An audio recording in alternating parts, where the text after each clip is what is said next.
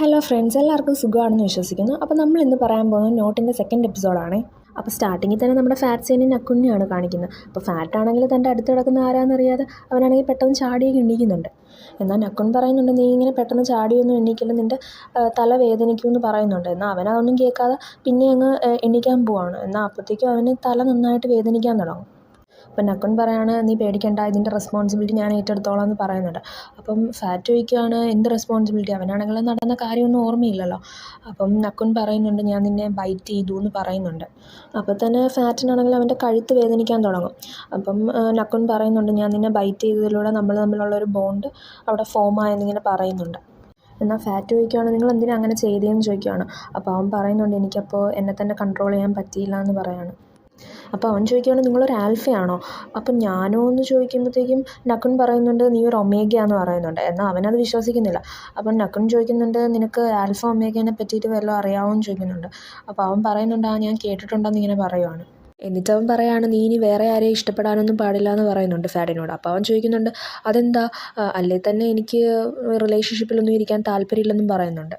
എന്നിട്ട് നക്കുൻ പറയാണ്, നീ ഇനി മുതൽ ഇവിടെ വേണം സ്റ്റേ ചെയ്യാനെന്ന് പറയുന്നുണ്ട് ഫാറ്റിനോട്. അപ്പോൾ അവൻ ചോദിക്കുന്നുണ്ട്, നിങ്ങൾക്കെന്താ വട്ടാണോ? നമുക്ക് തമ്മിൽ പരസ്പരം അറിയത്ത പോലുമില്ല, പിന്നെ ഞാനെങ്ങനെ ഇവിടെ നിങ്ങളുടെ സ്റ്റേ ചെയ്യുന്നത്?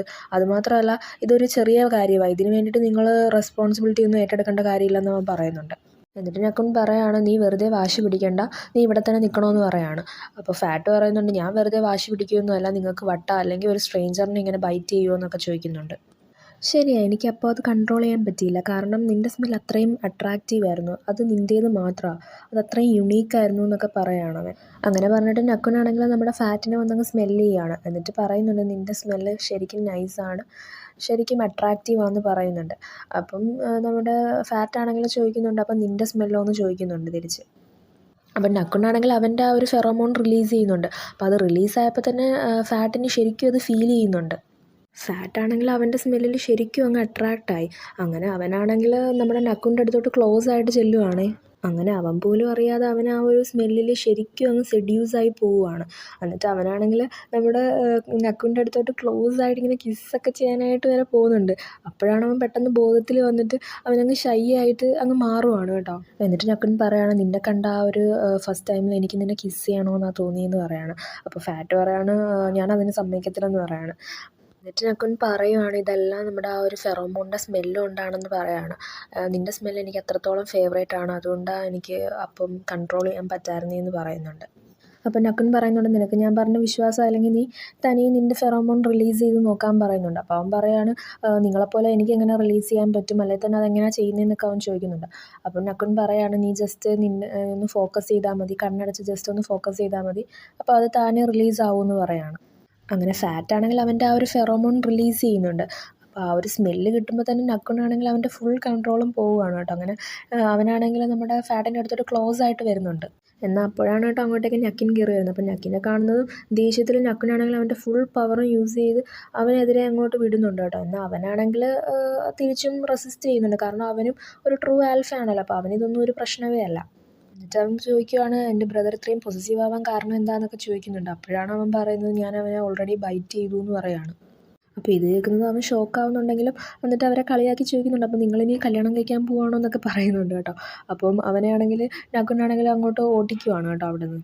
അപ്പോൾ ഇതെല്ലാം കണ്ടിട്ട് നമ്മുടെ ഫാറ്റാണെങ്കിൽ അവിടെ നിന്ന് നൈസിന് മുങ്ങാൻ നോക്കുന്നുണ്ട്. അപ്പം നമ്മുടെ നക്കുൻ ചോദിക്കുന്നുണ്ട്, നീ ഇത് എവിടെ പോവാന്ന് ചോദിക്കുന്നുണ്ട്.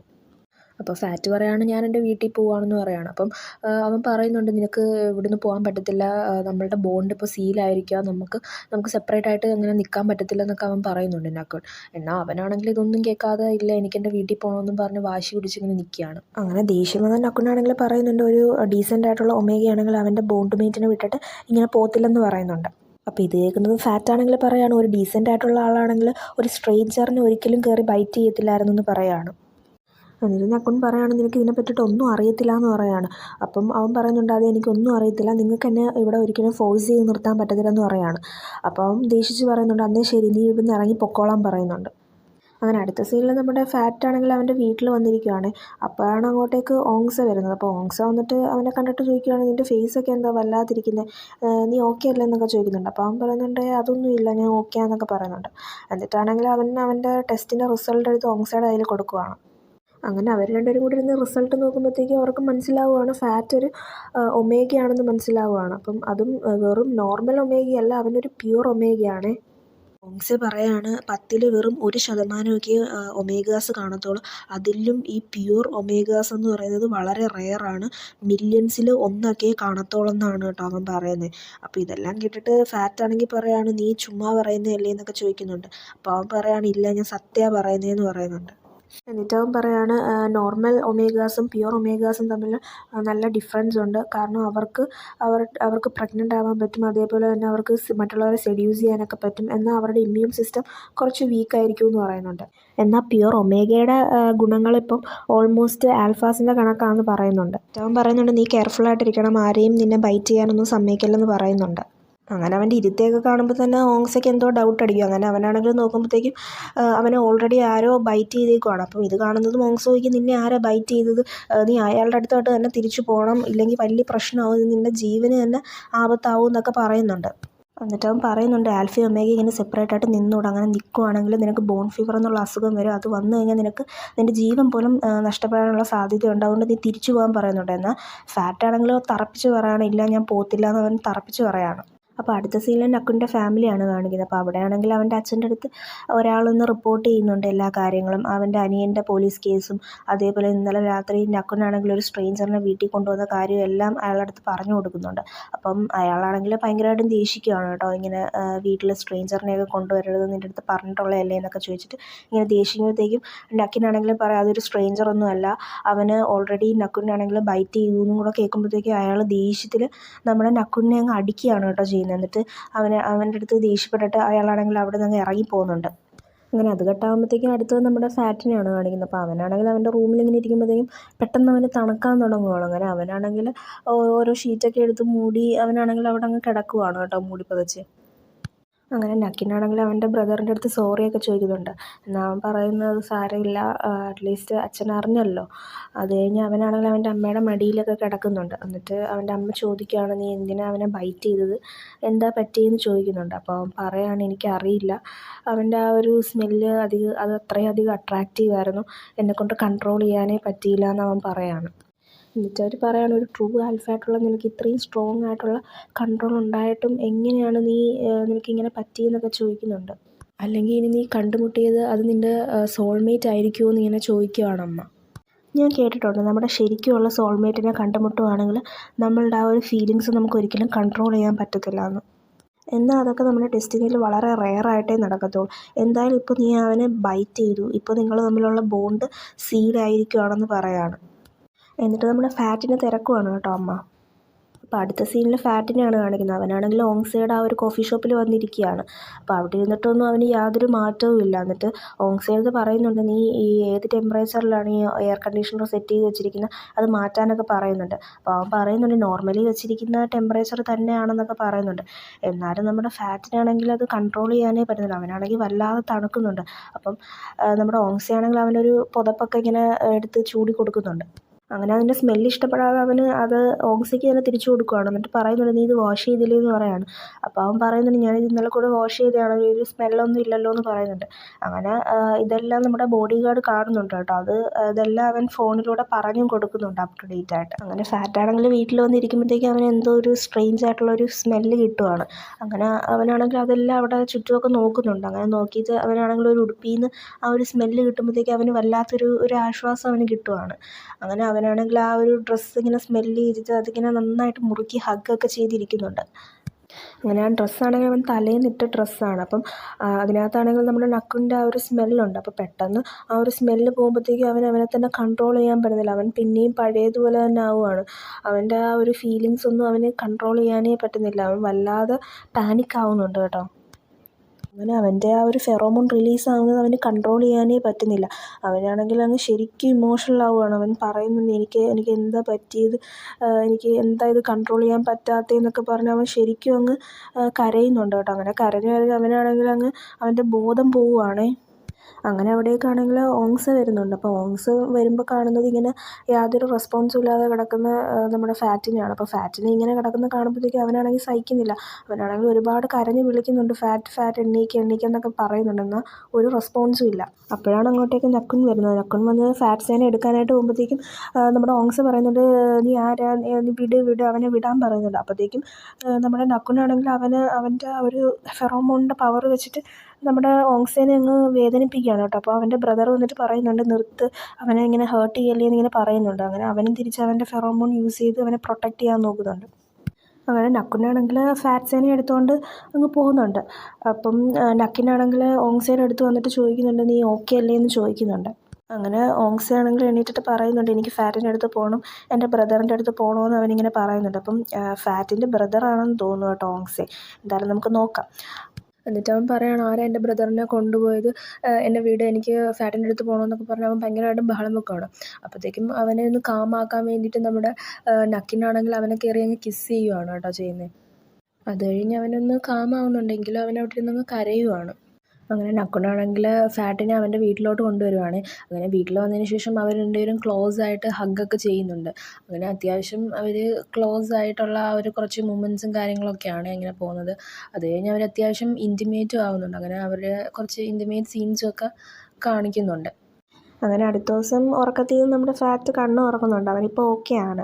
എന്നിട്ട് നമ്മുടെ നക്കുൻ പറയുവാണ് അവൻ്റെ അടുത്ത്, നീ തൊട്ട് ഇവിടെ സ്റ്റേ ചെയ്താൽ മതി, ഞാൻ നിന്നെ ടേക്ക് കെയർ ചെയ്തോളാം എന്നൊക്കെ പറയുന്നുണ്ട്. എന്നാൽ നമ്മളുടെ ഫാറ്റ് പിന്നെയും പഴയ പോലെ തന്നെ പറയുകയാണ്, ഇല്ല അതിൻ്റെ ആവശ്യമില്ല, ഞാൻ എൻ്റെ വീട്ടിൽ തന്നെ നിന്നോളാം എന്ന് പറയണം. അപ്പോൾ ഇതെല്ലാം കേൾക്കുമ്പോൾ പിന്നെയും നമ്മുടെ നക്കുന് ദേഷ്യം വരുവാണ്. അപ്പോൾ അവനാണെങ്കിൽ അവൻ്റെ ആ ഒരു ഫെറോമോൺ നന്നായിട്ട് യൂസ് ചെയ്ത് ഇങ്ങനെ ഫാറ്റിൻ്റെ അടുത്തോട്ട് ഇങ്ങനെ കൊടുക്കുമ്പോഴത്തേക്കും അവന് ശരിക്കും അവൻ പേടിക്കുവാണ്. അവൻ പേടിച്ചിട്ട് അവനാണെങ്കിൽ പെട്ടെന്ന് തന്നെ അങ്ങ് കരയുന്നുണ്ട് ഇമോഷണലായിട്ട്. എന്നിട്ട് അവൻ ചോദിക്കുകയാണ്, നീ എന്താ ഈ കാണിക്കുന്നത്, നിനക്കെന്താ വട്ടാണോ, നീ എന്തിനാ എന്നെ ഇങ്ങനെ പേടിപ്പിക്കുന്നതെന്നൊക്കെ ചോദിക്കുവാണ്. അപ്പം നക്കുനും അത് ശരിക്കും അങ്ങ് സങ്കടമാവുകയും, അപ്പോൾ അവനത് വേണമെന്ന് വെച്ച് ചെയ്തതൊന്നുമല്ല, അപ്പോഴത്തെ ആ ഒരു ദേഷ്യത്തിൽ അവനങ്ങ് ചെയ്തത്. അപ്പോൾ അതിന് അവൻ സോറിയൊക്കെ ചോദിക്കുന്നുണ്ട്. എന്നിട്ട് ഫാറ്റ് പറയുന്നുണ്ട്, ഇനി ഇങ്ങനെ ചെയ്യല്ലേ, എനിക്ക് പ്രോമിസ് ചെയ്ത് തരാൻ പറയുന്നുണ്ട്. അപ്പോൾ അവൻ പ്രോമിസൊക്കെ ചെയ്ത് കൊടുക്കുന്നുണ്ട്. എന്നിട്ട് ഫാറ്റ് ചോദിക്കുകയാണ്, എന്തിനാണ് നമ്മൾ ഒരുമിച്ച് സ്റ്റേ ചെയ്യുന്നതെന്ന് ചോദിക്കുകയാണ്. അപ്പം നക്കുൻ പറയുന്നുണ്ട്, നമ്മൾ തമ്മിലിപ്പോൾ ഒരു ബോണ്ടുണ്ട്, ശരിക്കും പറഞ്ഞാൽ നമ്മളിപ്പോൾ ഒരു കപ്പിളാന്ന് പറയുകയാണ്. എന്നിട്ട് അവൻ പറയുകയാണ്, ആൽഫയും ഒമേഗയും എപ്പോഴും ഒരുമിച്ചാണ് കഴിയേണ്ടത്, അത് നിനക്കും എനിക്കും അതാണ് നല്ലതെന്ന് പറയുകയാണ്. എന്നാൽ ഫാറ്റ് പറയുന്നുണ്ട്, എനിക്കിവിടെ നിൽക്കണ്ടെന്ന് പറയുന്നുണ്ട്. എന്നാൽ നക്കുൻ പറയുകയാണ്, നീ ഇവിടെ നിൽക്കണമെന്നാണ് എൻ്റെ ആഗ്രഹമെന്ന് പറയുന്നുണ്ട്. എന്നിട്ട് അവൻ പറയുകയാണ്, നിനക്ക് വേണ്ടത് എന്താണെന്ന് വെച്ചാൽ ഞാൻ നിനക്ക് ചെയ്തു തരാം, പ്ലീസ് എൻ്റെ കൂടെ ഇവിടെ നിൽക്കാൻ പറയുന്നുണ്ട്. അങ്ങനെ ഫാറ്റാണെങ്കിൽ അത് സമ്മതിക്കുന്നുണ്ട്. എന്നാൽ അവനൊരു കണ്ടീഷൻ പറയുന്നുണ്ട്, എൻ്റെ പെർമിഷൻ ഇല്ലാതെ എന്നെ ടച്ച് ചെയ്യരുത്, എൻ്റെ അടുത്ത് ക്ലോസ് ആയിട്ട് വരരുതെന്നൊക്കെ. അങ്ങനെ അതും പറഞ്ഞുകൊണ്ട് നമ്മുടെ നക്കുനാണെങ്കിൽ അവനങ്ങ് തള്ളി മാറ്റുവാണ് കേട്ടോ. ഇതൊക്കെ എത്ര നേരത്തേക്കാണോ എന്തോ, നമുക്ക് നോക്കാം.